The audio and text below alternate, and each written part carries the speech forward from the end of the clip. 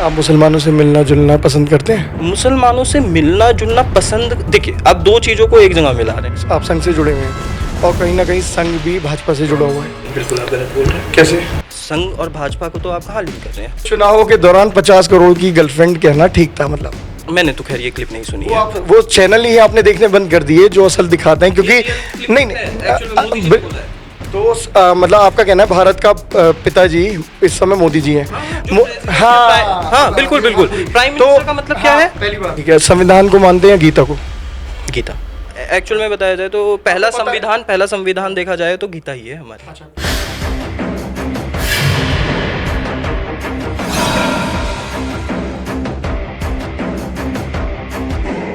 नमस्कार, मेरा नाम है नितिन गुप्ता और आप देख रहे हैं जय भारत टीवी।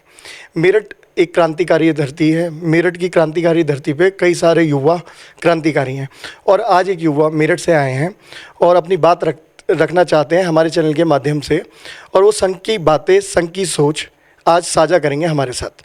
ईशान जी, आपका बहुत बहुत स्वागत है। धन्यवाद नितिन जी।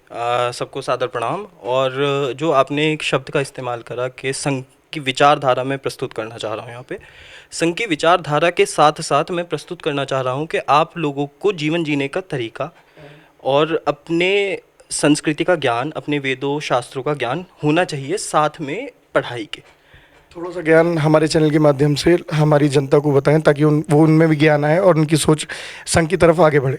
देखिए, ज्ञान तो एक दिन में या एक घंटे का कोई चैप्टर तो है नहीं जो थोड़ा सा आप चाहें साझा करना चाहें। हाँ, जो मैं साझा करना चाहूँगा उसमें मैं यही बताना चाहूँगा कि सबसे पहले जब आप किसी भी धर्म से, किसी भी जाति से और किसी भी समुदाय से अपना प्रमाण पत्र तो लेके आते नहीं हैं, तो उस सोच को आप अपने अंदर कैसे प्रस्तुत कर सकते हैं, उस सोच को अपने अंदर कैसे विचारधारा को उत्पन्न कर सकते हैं, उसका सबसे बढ़िया माध्यम यह है कि आप अपनी संस्कृति का ज्ञान लें। वो कैसे लेंगे? जैसे अभी आपने एक शब्द का इस्तेमाल करा, स्वयंसेवक या राष्ट्र सेवक संघ, तो उसमें जाने का जो एक बेसिक रीज़न है, मैं आपको अपने बारे में बताना चाहूँगा थोड़ा सा। मैंने बीटेक किया है, उसके बाद एलएसबी से, लंदन स्कूल ऑफ बिजनेस से एमबीए किया है, साउथ अफ्रीका जॉब की है, पाम ऑयल मिल मैनेजर रहा हूँ, अभी मेरठ में अपना बिजनेस संभाल रहा हूँ। लेकिन साथ साथ मेरी प्रथम आयु जो थी, संघ आयु, वो 8 वर्ष है। 8 वर्ष का मतलब मैं जब 8 साल का था तब से संघ की शाखाओं में जा रहा हूँ। कौन से संघ की बात रही होगी जब आप 8 वर्ष के थे?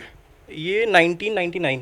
अच्छा, हाँ। तो आप मेरे पिताजी जो हैं वो 25 साल से स्वयंसेवक हैं, मैं भी एक स्वयंसेवक हूँ। तो उनकी अब साथ क्या होता है कि जब आप किसी भी विचारधारा आपके अंदर कहाँ से आती है? वो उत्पन्न होती है आपके माता पिता से। वो मेरे माता पिता ने मुझको यही सिखाया कि आपको अपनी संस्कृति का ज्ञान होना चाहिए साथ साथ प्राथमिक शिक्षा के। ठीक है, तो वो चीज़ हमने कहाँ सीखी? वो क्योंकि हमारे यहाँ पे मदरसे तो है नहीं, है ना, मंदिरों में पाठ हर समय चलते नहीं, तो उसका सबसे अच्छा माध्यम है आप संघ में जाइए। वहाँ पे अपनी सोच को, अपनी संस्कृति को, अपने ज्ञान को, अपने वेदों को, अपने शास्त्रों को समझिए। तो यही मैं सबको सलाह देना चाहता हूँ कि आपको, सब बच्चों को अपनी English medium, UP board, CBSE board, ICSE board, कहीं से भी पढ़ाएं, लेकिन साथ में संस्कृति का ज्ञान देने के लिए उनको ज़रूर एक संघ शाखा में भेजना शुरू करें। मदरसे, संघ और स्कूल, तीनों में फ़र्क क्या है? कुछ भी फ़र्क नहीं है। ये शिक्षा प्रणाली है तीनों की तीनों। सिंपल सी बात ये है, स्कूल जो शिक्षा प्रणाली है वो है आपको सिखाती है कि आज के साथ आप टेक्नोलॉजी के साथ कैसे चल सकते हैं। मदरसे आपको इस्लाम धर्म के बारे में, कुरान धर्म के बारे में, उनकी संस्कृति के बारे में समझाते हैं विस्तार रूप में। संघ हमारी संस्कृति के बारे में, हमारे हिंदुत्व के बारे में हमें विस्तार रूप से समझाता है। सिंपल सी प्रणाली है, शिक्षा प्रणाली, इसके अलावा कुछ नहीं है संघ। कौन से स्कूल में थे आप? MPS, Meerut public school. तो मेरठ पब्लिक स्कूल में कभी आपको ये सिखाया गया है या बताया गया आपके शिक्षकों के द्वारा कि आप हिंदू मुस्लिम में फ़र्क महसूस करो और फ़र्क लाओ? नहीं, कभी नहीं। तो संघ सेवक जो है, उन्हें स्वयं सेवकों को कहा जाता है कि आप हिंदू मुस्लिम में फ़र्क करें? उन्हें तो ये कहा जाता है कि आप अपने धर्म का ज्ञान रखें, अपनी विचारधारा को प्रस्तुत करें। भाई इस्लाम धर्म प्रचार करता है, नहीं करता है अपना? आप बताइए मेरे को। जब 12वीं ईस्वी में इस्लाम धर्म यहाँ आया तो उन्होंने किस विस्तार रूप से प्रसार करा अपने धर्म का यहाँ पर आके? हमने तो ये नहीं करते, लेकिन अपने धर्म का ज्ञान होना बहुत अनिवार्य है। तो जैसे आप मुसलमानों से मिलना जुलना पसंद करते हैं? मुसलमानों से मिलना जुलना पसंद, देखिए आप दो चीज़ों को एक जगह मिला रहे हैं। आप पसंद भी बोल रहे हैं और मिलना जुलना भी बोल रहे हैं। देखिए, मिलना जुलना एक अलग है। जब हम एक सर्व समाज में रह रहे हैं तो मिलना जुलना पड़ता ही है। मेरे ख्याल से क्यों वहाँ पे रोक लगाई जाती है, ऐसा कहा जाता है? क्योंकि मैं नहीं गया ना, मैं उस गली गया नहीं ना, मुझे जाना। मैं आपके द्वारा जानना चाहता हूँ। देखिए, जिस गली आप गए नहीं या जिस संस्था में आप पढ़े नहीं उसका ज्ञान आपको नहीं होगा, ठीक है। जैसे मुझे इस्लाम धर्म का नहीं है क्योंकि मैं मदरसों में नहीं गया, ऐसे ही आपको, आप तो खैर हिंदू ही हैं, आप संघ सेवक कभी संघ की शाखाओं में नहीं गए, वो बहुत ही मेरे हिसाब से एक आपके जीवन में शायद एक कमी रह गई, ये मेरी विचारधारा है पर्सनल तौर पे। तो उससे आपको क्या होता है, आपको ये पता चलता कि अपने बारे में कैसे आप जागरूक हो सकते हैं। अगर करंट राजनीति की बात करें तो एक आप संघ से जुड़े हुए हैं और कहीं ना कहीं संघ भी भाजपा से जुड़ा हुआ है, कैसे? संघ और भाजपा को तो आप कहाँ लिंक कर रहे हैं, हम तो एक सही सोच के साथ हैं संघ वाले, हम किसी पार्टी के साथ नहीं है। आप कल को ऑल इंडिया मुस्लिम पार्टी से सही सोच की बात करिए, राष्ट्रहित की, हमारा तो जो सबसे प्रथम नमस्ते सदा मातृभूमि के लिए हम इस्तेमाल करते हैं ये शब्द। आपका कहना है भाजपा और संघ का आपस में कोई इंटरलिंक नहीं है? मातृभूमि के तौर पे देखा जाए तो इंटरलिंक है, क्योंकि वो भी मातृभूमि की सुरक्षा की बात करते हैं और हम भी मातृभूमि की किस सुरक्षा तरह से सुरक्षा की बात करते हैं? सुरक्षा आप बताइए, सुरक्षा की बात क्या होती है? सुरक्षा की बात यह है कि अपनी सीमाओं का ध्यान रखना, अपने लोगों की सुरक्षा करना, साथ ही साथ अपने लोगों को सही संस्कार, सही प्रणाली और सही जीवन शैली की तो ज्ञान देना। आपका मानना ये है 2014 के बाद राम राज्य आ गया?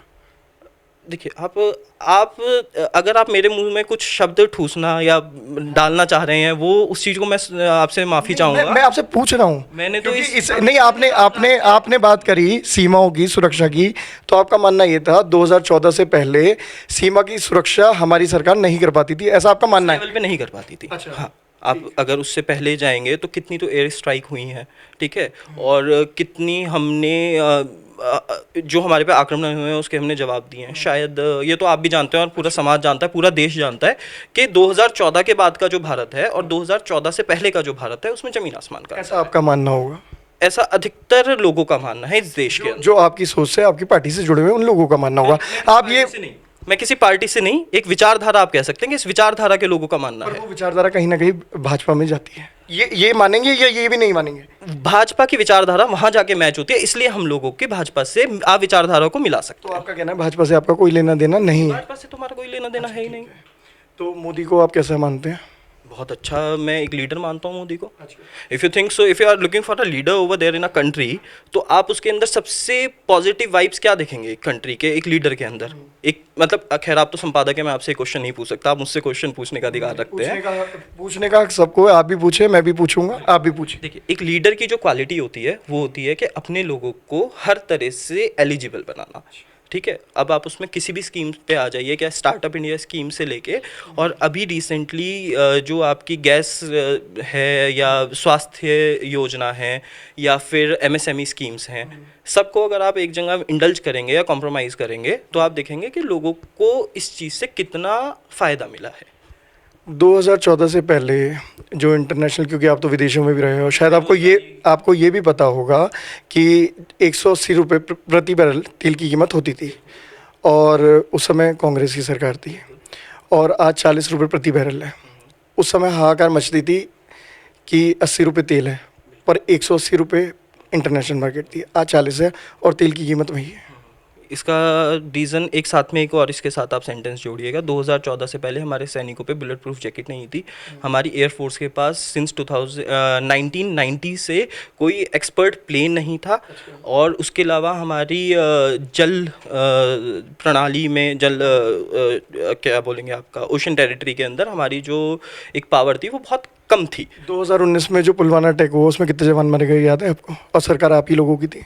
ये अटैक का आप सिर्फ अटैक की बात कर रहे हैं, उसके री अटैक की, मतलब एक फोर्स न्यूटन लॉ है कि इक्वल एंड अपोजिट रिएक्शन देना चाहिए, वो सिर्फ मोदी सरकार को आता है, वो शायद कांग्रेस सरकार को नहीं आता। अब आपने खुल के बोल दिया कि आप भाजपा सपोर्टर हैं, आपने ये मान लिया, क्योंकि इससे पहले आपने कहा कि आपके नहीं, मेरा काम है और मैं निकलवाऊंगा आपके मन की बात। हाँ, मन की बात ही रखूंगा। मन की बात सिर्फ भाजपा का लोगो नहीं है, मन की बात तो हर एक इंसान के लोगो होना चाहिए। देखो, मन की बात पे आते हो तो मन की बात तो केवल प्रधानमंत्री करते हैं, पर दिल की बात किसी की नहीं सुनते। पेटेंट नहीं कराया हमने मन की बात को, पेटेंट नहीं कराया, पर दिल की बात कभी किसी की सुनी? कोरोना काल में महाराष्ट्र से लेकर पश्चिमी यूपी और बिहार तक 1400 किलोमीटर लोग पैदल चले।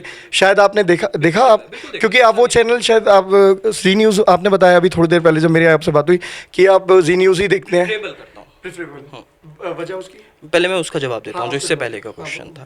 मन और दिल को अगर आप एक जगह रखेंगे तो दोनों का जो व्याकरण रूप पे अर्थ देखेंगे सेम है, पहली चीज। तो अगर दिल की बात सुनी होती तो नहीं नहीं, आपने वो देखा लोग जो पैदल चल रहे थे? अभी मैं उससे पहले का जवाब दे देता हूँ। छोड़ो उस बात को, आप बताओ इस बात पे मैं चलो तो उस विचारधारा से हूँ कि कोई चीज छोड़ते नहीं हम बीच में। बहुत बढ़िया, आप पूरी बात पे आएंगे। हाँ हाँ, पूरी आप बात पे continue मैं बताता हूँ। बताओ। देखिए, सबसे पहले आपने पूछा कि आप सपोर्ट करते हैं भाजपा को। मैं सपोर्ट करता हूँ भाजपा की विचार शैली को, ठीक। इसीलिए हम विचारधारा में उनके साथ एक जैसा मनोबल रखने का कहिए या फिर एक साइमल्टेनियसली एक ट्रैक पे चलने की बात करिए, तो इस वजह से मैं भाजपा की सोच को सपोर्ट करता हूँ एज पर, क्योंकि वो मेरी सोच के हिसाब से मैच करती है। किसी हम पार्टी का इसमें पॉजिटिव और नेगेटिव नहीं गिनवा रहे हैं, पहली चीज़। दूसरी बात, अब आपने पूछी कि लोगों को चलते हुए देखा आपने 1400 किलोमीटर, और हमने महाराष्ट्र से यूपी तक आते हुए भी लोगों को पैदल देखा है।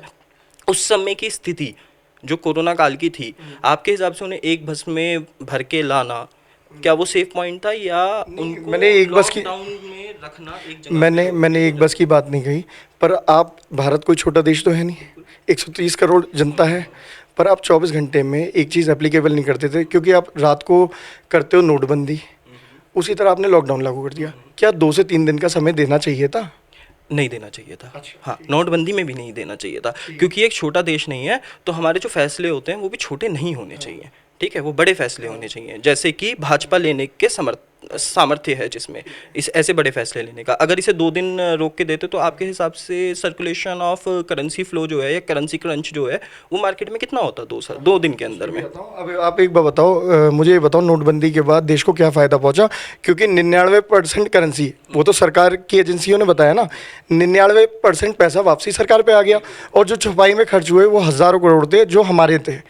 तो उससे फ़ायदा मुझे बताओ, नोटबंदी से क्या फ़ायदा हुआ? वो 99% ऑफ जो करेंसी वापसी आई है वो आरबीआई प्रिंटेड करेंसी आई है, वो पाकिस्तान प्रिंटेड और नेपाल प्रिंटेड और चाइना प्रिंटेड करेंसी नहीं आई है। आप समझ रहे हैं इस बात को? ये जो नोटबंदी का सिर्फ और सिर्फ एक लॉजिक ये नहीं था कि हमारे ही लोगों अब की आपने बात करी पाकिस्तान प्रिंटेड या नेपाल, तो ब्लैक मनी कहाँ गया फिर? ब्लैक मनी जो सर्कुलेशन में था, मोदी जी ने जब लगाई थी नोटबंदी, उन्होंने कहा था काला धन आ जाएगा, तो काला धन कहाँ है? जब 99% पैसा वापस आ गया सरकार पे, तो काले धन का मामला खत्म हो गया ना। मैं वही बताना चाह रहा हूँ ना। आपको क्या लगता है कि एक सीरीज का एक ही नोट था उस समय देश के अंदर? नहीं था। ये छपाई तो आपको पता होगा सर, तो सबको पता है, सबको पता है। वो बात अलग है कि कोई बोलना नहीं चाहता कैमरे के आगे या behind the camera as well. मतलब इसलिए मैंने सबसे शुरुआत में कहा था राम राज्य आ गया है। आपका मानना ये है? मैं यही पूछना चाहता हूँ, राम राज्य है? राम जो है ना वो सबके हैं, पहली चीज। अच्छा, ठीक है, और राम राज्य का मतलब है सत्य का राज्य। पेटेंट तो राम राज्य का भाजपा पे है। आपने देखा है वो पेटेंट? नहीं, बताइए मेरे को। मैं पेटेंट नंबर की बात नहीं करता।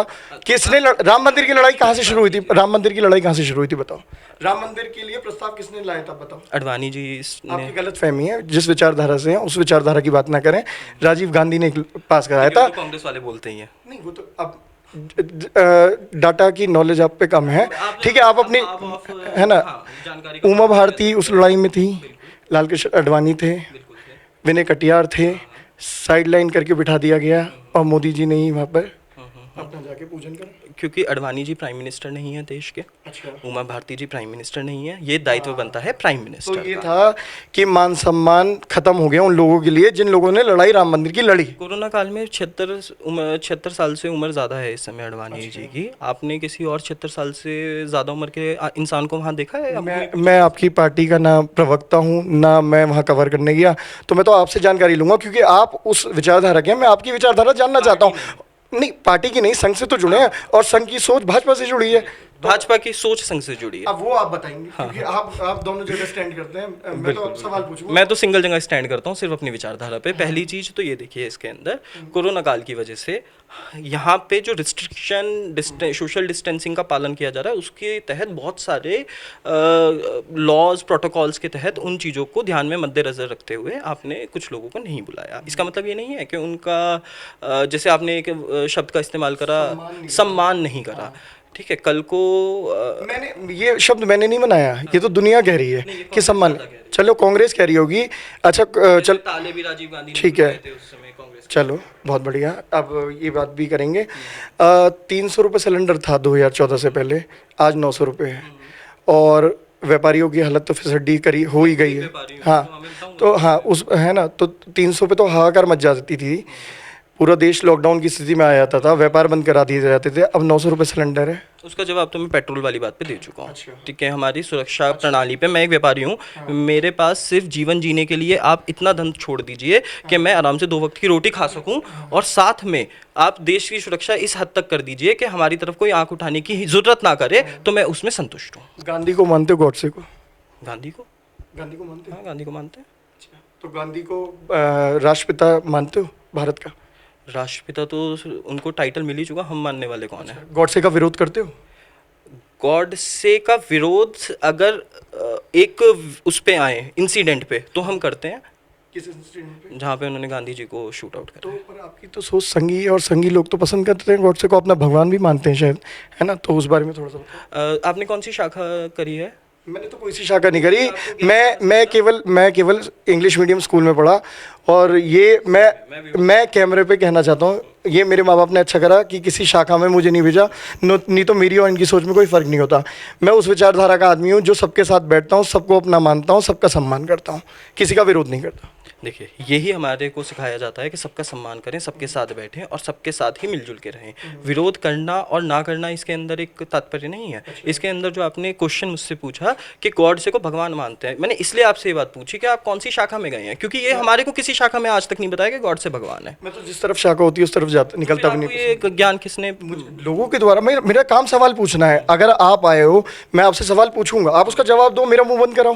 तो मैं वही तो बता रहा हूँ, ये क्वेश्चन कहाँ से आया आपके दिमाग में? आप मुझे स्पेसिफिक नाम बताइए ना। गूगल पे पढ़ा, कहीं भी पढ़ा। अच्छा, गूगल पे देखिए, क्वेरा पे मैं आपके बारे में अगर एक अभी टाइप कर दूंगा नितिन गुप्ता जी, मैं सवाल का जवाब ही दे रहा हूँ। मैं गूगल पे मैं टाइप अभी एक ब्लॉग बना देता हूँ कि नितिन गुप्ता जी जो हैं वो जो चैनल है कांग्रेस के माध्यम से चला रहे हैं, तो ये गूगल पे आ जाएगा। ठीक है, ये तो पहला जवाब इसका हुआ गूगल वाली बात का। दूसरा जो आपने भगवान वाला बोला कि लोग ऐसा बोलते हैं, लोगों का तो काम है बोलना।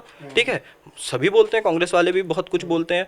अब मैं खैर उस अभद्र भाषा का प्रयोग यहाँ नहीं कर सकता जो उन्होंने प्रधानमंत्री जी के लिए बोला है। ये मंच खुला है, अभद्र भाषा जो आपकी मर्यादाएं हो आप करो, आप खुल के बोलो। इसलिए तो बोला मैंने, मर्यादा के तहत रहते हुए ही बोला कि हम अभद्र भाषा नहीं कर सकते। जैसे उन्होंने बोला चौकीदार चोर है, लेकिन ये हमारी संस्कृति में हमने उस चौकीदार चोर को भी ये बोल दिया कि हम भी चौकीदार। आप देख रहे हैं, ये संस्कृति है हमारी कि हमारे ऊपर अगर कोई लांछन भी आ रहा है उसे भी आप सबके सामने प्रस्तुत करो, उजागर करो, अच्छा बना के। जब चुनावी रैली होती है, आपने क्योंकि बात करी कि आप मर्यादा में रह के बात करते हैं और आपकी पार्टी चौकीदार चोर भी आपने कहा, तो जैसे आपने बताया कि आप मर्यादाओं में रह के बात करते हैं और फिर पीएम भी मर्यादाओं में रह के करते होंगे। वो लगातार जब चुनावी रैली होती है, पप्पू लालछन लगाते हैं महिला पे, प्रियंका गांधी, सोनिया गांधी कि विदेश से आई हुई 50 करोड़ की गर्लफ्रेंड। तो ये तो मर्यादा, मेरे ख्याल से मर्यादाओं वाली बात। एक तो जो बिल्कुल मैं मर्यादा मानते हैं। पहले मैं ये बताता पहले हूँ, आप ये बताओ, इसे मर्यादा मानते अगर हैं? ये शब्द का प्रयोग पप्पू यूज करा हो प्रधानमंत्री जी ने, मानते हैं नहीं? किस चीज को? जो ये शब्द मैंने कहे, जो ये यूज करते हैं लगातार, उसे ये मर्यादा शब्द है या पप्पू नहीं? तो शायद हो सकता है। अच्छा ठीक है, और बताओ। और उससे आपकी सोच पता चली और आगे हाँ बताओ। नहीं, मैं सोच वो भी व्याकरण दूंगा, उसका व्याकरण दूंगा। आप मुझे ये बताओ ना, पप्पू आपने कहा चलो ठीक है, पप्पू ने आप इन्होंने पप्पू के ओके कर दिया, आपने ओके कर दिया, पूरी सुनिए पहले। ठीक है। और अब दूसरा सवाल ये था, मेरे को भी बोलने महिलाओं का, आप बेटी बचाओ बेटी पढ़ाओ की बात करते हैं, बेटी बचाओ बेटी पढ़ाओ की। प्रियंका गांधी भी बेटी हैं, सोनिया गांधी भी महिला हैं, तो आप तो कहते हैं आप देश की सब महिलाओं का सम्मान करते हैं, और आप ही की पार्टी के लोग और पीएम मोदी भी खुल के आके खुले मंच पे उनका विरोध करते हैं। तो उस क्योंकि मर्यादा की बात करें, उन मर्यादाओं तब छूट जाती हैं, भूल जाते हैं? नहीं भूलते हैं, मैं यही बताना चाह रहा हूँ। पहली चीज पप्पू वाली बात पे मैं उसको कंप्लीट कर देता हूँ। पप्पू वाली बात पे, जो पप्पू वर्ड है वो खुद उस इंसान ने अपने लिए यूज करा है जिसकी आप बात कर रहे हैं। मैं आपको वो क्लिप भी दिखा सकता हूँ जहाँ उसने बोला कि लोग मुझे पप्पू कहते हैं। ठीक है, तो हमने कहा जब कहते हैं, तुम ही कह रहे हो कहते हैं, तो ठीक है कहते होंगे, अच्छी बात है कहते हैं। हमें भी तो चौकीदार कहा, हाँ चोर कहा। अब दूसरा, महिलाओं का सम्मान की जो आपने बात कही, महिलाओं का सम्मान हम पूरा करते हैं, लेकिन सम्मान के साथ साथ आप गलत विचारों को और गलत चीजों को इंडल्ज नहीं कर सकते हैं दो जगह। ठीक है, जो गलत है उसे गलत कहा जाएगा और सम्मान अपनी जगह है। तो चुनावों के दौरान 50 करोड़ की गर्लफ्रेंड कहना ठीक था? मतलब मैंने तो खैर ये क्लिप नहीं सुनी है। वो चैनल ही आपने देखने बंद कर दिए जो असल दिखाते हैं, क्योंकि नहीं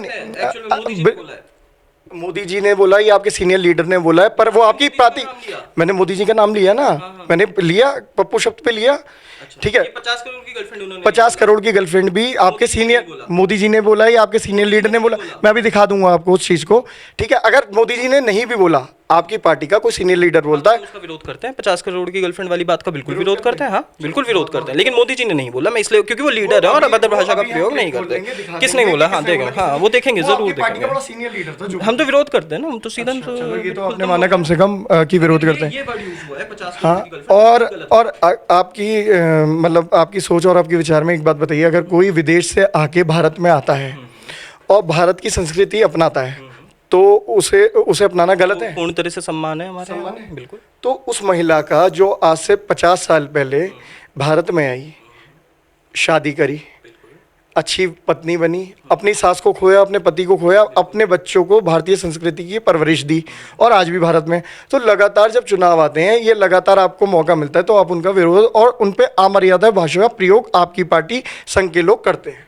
पहली चीज़ तो संघ के लोग कभी भी अभद्र भाषा का प्रयोग नहीं करते। जैसे हमने भी अभी यहाँ पे बैठे हैं, कोई भी, मैं तो एक बहुत छोटा सा सेवक हूँ। आपने अपनी भावनाएं रोक लिया, नहीं तो मर्यादा तो आप भी शायद सीम जाते हैं। वो मशीन मेरे पास नहीं है जो दिल पढ़ लेती है, शायद आपके चैनल पे नहीं, पर ये रिकॉर्ड है, मैं दिखा भी दूंगा। हाँ ठीक है, ठीक है, आप बताइएगा, बिल्कुल बताइएगा, उस चीज़ के लिए तो मैं तत्पर हूँ। और दूसरी बात आपने बोला कि बाहर से आई हुई औरत का या इंसान का, महिला का, मैंने औरत शब्द का प्रयोग नहीं। हाँ महिला का, इंसान का, या जो भी है, उस हमारी संस्कृति को अपना रहा है, तो हमारे यहाँ तो उसका पूर्ण तरह से सम्मान है। सम्मान होता कहाँ है? अपमान होता है ना, सम्मान कब हुआ? कैसे नहीं होता? इतनी सारे, यार आप देखो ना, आप मेरी बात ही नहीं समझ पा रहे हैं, मैं क्या कहना चाह रहा हूँ। शायद आप समझाओ अच्छे से। हाँ मैं समझाना चाह रहा हूँ। आप उसके अंदर यूज कर रहे हैं वर्ड का कि विदेशी महिला, हम विदेशी महिला पे बात नहीं कर रहे, हम उनके कारनामों पे बात कर रहे हैं। आप चरित्र को और उसकी राष्ट्रीयता को एक जगह ना मिलाएं, पहली चीज। तो सरकार आपकी है, अगर वो दोषी हैं, गलत करा, तो अब तक न्याय अनुसार वो जेल क्यों नहीं गई या अपने देश वापस क्यों नहीं लौटी? इसका जवाब देखिए, ये मैं पहले बताता हूँ। बिहार के सीएम जो हैं, पूर्व सीएम, वो भी जेल गए, ठीक है। हर चीज़ का एक समय होता है, एनआरसी का भी समय था, राम मंदिर का भी समय था, और साथ में आपके बहुत सारे हमने, जैसे कश्मीर मुद्दा, जम्मू कश्मीर मुद्दा हमने सॉल्व करा 370, वो भी एक समय था उस चीज़ का। हर चीज़ का समय होता है, हर चीज़ का पर्याप्त एक एविडेंस होने चाहिए उसके लिए, ठीक है। एविडेंस का अभाव है, मानते हैं इस बात को? कुछ चीज़ों में है, कुछ चीज़ों का नहीं है। जिनका नहीं है वो चीज़ें ऑलरेडी कोर्ट में केस चल रहे हैं, है ना। और जिन चीज़ों की ज़रूरत है वो शायद जब प्रस्तुत हो जाएंगे तो सबको अपने अपने प्रमुख रूप पे सज़ा मिलेगी। हमारा देश सोने की चिड़िया कहलाता था पहले, आपको याद होगा। और 2014 से पहले अरुण जेटली जी प्रेस कॉन्फ्रेंस करते हैं और वो कहते हैं 600 कुछ नामों की लिस्ट उनके पास है, जो स्विस बैंकों में उन्होंने बड़े बड़े लीडर का नाम लिया, कांग्रेस के भी थे और दूसरी पार्टियों के भी थे, और उन्होंने कहा हमारी सरकार आने के 50 दिनों के भीतर हम वो काला धन ले आएंगे। और बाबा रामदेव और अरुण जेटली कहते थे जब वो काला धन आ जाएगा तो दोबारा हमारी भारत सोने की चिड़िया बन जाएगा। तो शायद इस बात को 6 साल हो गए, तो वो काला धन नहीं आया।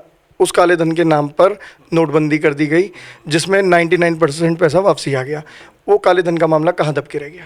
काले धन के साथ मैंने आपको ये चीज़ पहले ही क्लियर कर चुका हूँ कि नोटबंदी, आप सिर्फ आरबीआई छपे हुए नोटों पे मैं उस बात की बात कर रहा हूँ, स्विस बैंक के पैसे की स्विस बैंक के पैसे की बात कर रहा हूँ। उसके लिए आप देखिए, क्या वो चारा घोटाला हो, क्या वो 2G और 3G घोटाला हो, पूरी बात सुनिए आप मेरी, आप मुझे बोलने का मौका तो दे नहीं रहे। मैंने तो रोका नहीं। आप 2G 3G स्कैम हो या फिर चारा घोटाला हो, या जितने भी घोटाले हैं, उनके पर्याप्त रूप से सबूत आने के बाद लोगों को सजा मिल रही है।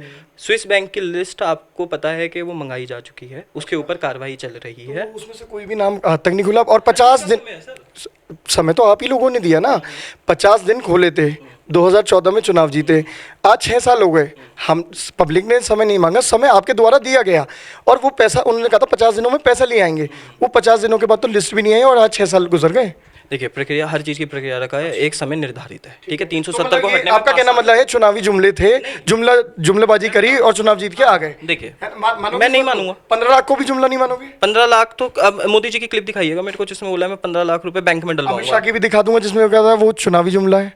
मैंने आपसे पूछा मोदी जी की क्लिप दिखाइए तो जिसमें उन्होंने अमित शाह गृह मंत्री हैं और पहले सीनियर लीडर थे, राष्ट्रीय अध्यक्ष थे, तो उनकी कोई बात मतलब फर्जी बात है उनकी? मैंने तो बोला ही नहीं अमित शाह के बारे में, तो बात ही नहीं कर रहा हूँ नहीं मैं। तो आप मोदी जी पे ला रहे हैं, पर आपके सीनियर लीडर कुछ भी बोल, अच्छा मतलब बात ये है कि हमारा कोई भी सीनियर लीडर किसी भी स्टेट का या मुख्यमंत्री हो वो कुछ भी बोलेगा, पर मोदी जी बोलेंगे तो सत्य है, नहीं बोलेंगे तो गलत है। आपके घर में आपके पिताजी की बात ज़्यादा माननी है आपकी?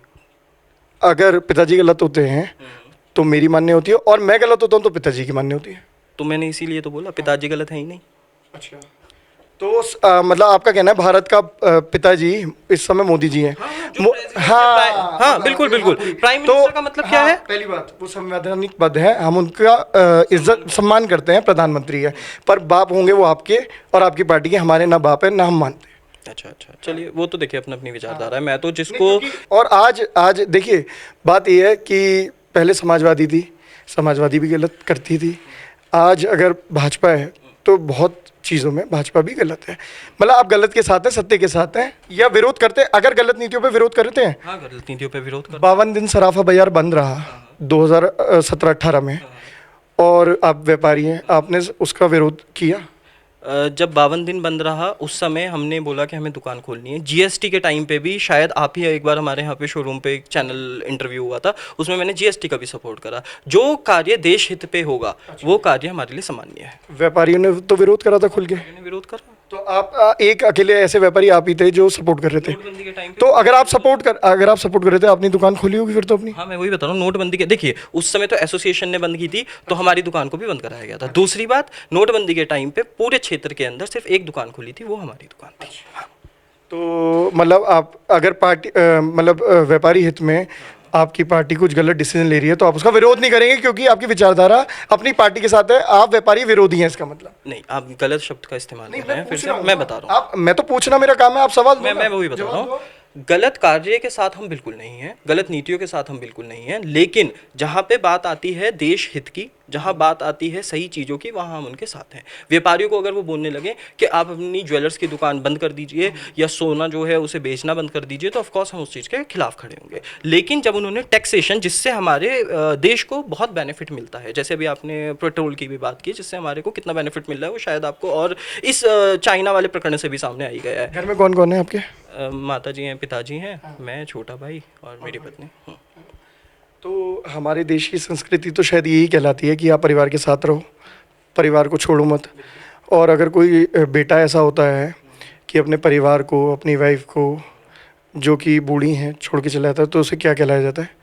मैं आपको देखिए, नहीं, क्या कहलाया जाता है, मैं आपसे पूछ रहा हूँ। मेरे को ऐसे कुछ ही शब्द का नहीं पता क्या कहलाया जाता है। वो नहीं पता होगा, क्योंकि जिन शाखाओं में आप रहे शायद पढ़ाया भी नहीं गया होगा, उसे नालायक कहते हैं। तो देश का एक बेटा, बड़ा मतलब हमारे देश के लिए बड़ी दुखद बात है कि मैं अपना सवाल कर लूँ कि देश, बड़ी दुख की बात है, हमारे देश का बेटा जो कि आज भारत का प्रधानमंत्री है, और वो अपनी यशोदा बहन और अपनी माँ के बिना रहता है। और मतलब अगर आप भी शादीशुदा हैं, आपका भी परिवार है, क्या ऐसा आप करेंगे तो वो सही होगा या गलत होगा? मैंने भी बताया हम 2 भाई हैं। अगर मुझे देश, जैसे अभी मैं देहरादून भी बैठा हूँ, मेरे माँ बाप, मेरे माता पिता जो हैं वो अभी छोटे भाई के साथ में हैं घर पे, छोटा भाई मेरे माता पिता के साथ में और मैं अपने माता पिता के साथ में रहता हूँ। तो जब किसी कार्य से आप बाहर जाते हैं तो उस समय आपको अपना कार्य प्रिय होना चाहिए। ये हमारे धर्मों में भी बताया गया है। हमारे संविधान में भी ऐसा लिखा है कि अगर आपको नेतागिरी करनी है या आपको देश चलाना है या तो वो सैनिक भी आप कहोगे उन्हें भी अपने परिवार को छोड़ देना चाहिए, क्योंकि वो देश के लिए लड़ रहे हैं।